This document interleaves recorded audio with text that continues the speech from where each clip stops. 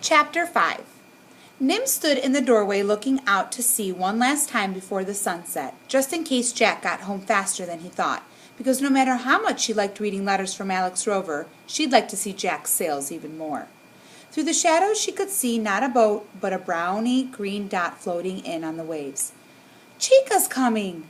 Nim shouted, but Selkie and Fred had settled down for the night. Selkie grumble barked, but neither of them moved. In a few minutes it would be completely dark. Nim pulled on her sweater and grabbed the flashlight. Its light shone pale in the dusk as she jumped down the rocks to Turtle Beach. Walking slowly on the cold night sand, she turned off the flashlight and waited. The turtle paddled steadily toward her, a hump of shell glooming dark in the gray waves, and heaved herself onto the sand. Nim crept closer. "Welcome home, Chica." Chica was too busy to answer. She dragged her huge body up above the reach of the highest tide and started scooping out sand with her strong front flippers. It was hard, grunting work. Nim squatted beside her, watching quietly in the darkness and wiping away sand from the turtle's watery eyes, until the hole was just as deep and wide as it needed to be. The stars scattered brightly and were mirrored in the sea.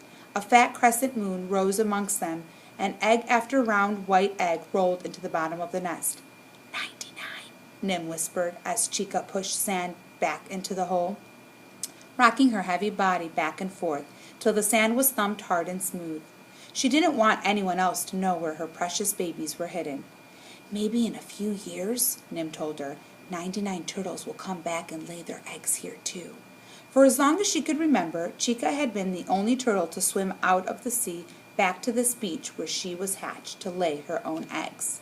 "But maybe this year some of your daughters will be old enough." She tickled Chica's wrinkly chin till her wise turtle eyes blinked with happiness. "You can meet them when they come to lay their eggs, and then their daughters will come back, and then their daughters, and there'll be lots of turtles again." Chica blinked again, sleepily this time. Nim kissed the top of her leathery head and followed the flashlight beam back to her own bed. Jack didn't know why Chica liked to stay instead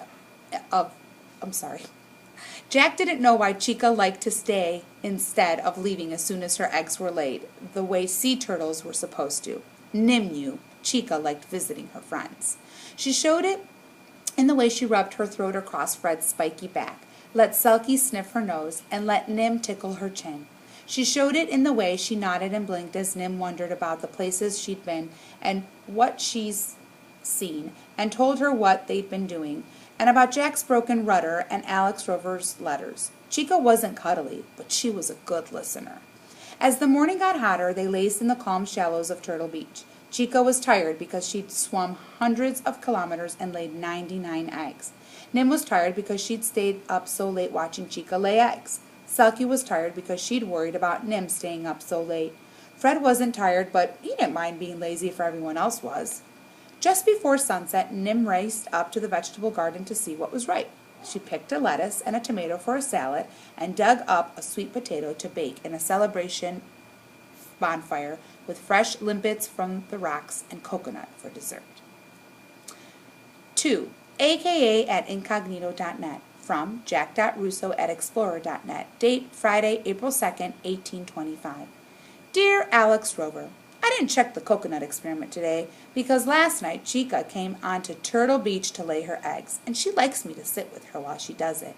Chica is a green turtle, and she likes Selkie and Fred too, so we spent nearly the whole day with her. Jack will be home soon too, and he can check if I'm doing the experiment the right way. From Nim. P.S. Keyhole Cove is just like you described it. 2. jack.russo@explorer.net. From aka@incognito.net. Date Friday, April 2nd, 1330. Dear Nim, I think the right way to do the experiment is any way my chief experimenter wants to. Now I'm imagining Turtle Beach. Pale gold sands marked by the flipper prints of a very special turtle. And your footprints beside her prints. I'm turtle green with envy. Yours, Alex. Alex Rover sat and stared at her computer.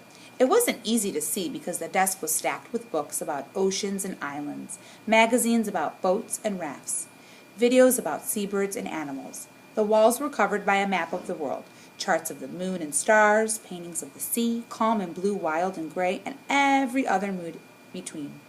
and pictures of sandy beaches, rocky cliffs, coconut trees, tropical islands, coral reefs, seagulls, and frigate birds. But Alex was thinking about Nim and wondering whether Selkie and Fred were her sister and brother or pets. Chapter 5. Next is Chapter 6.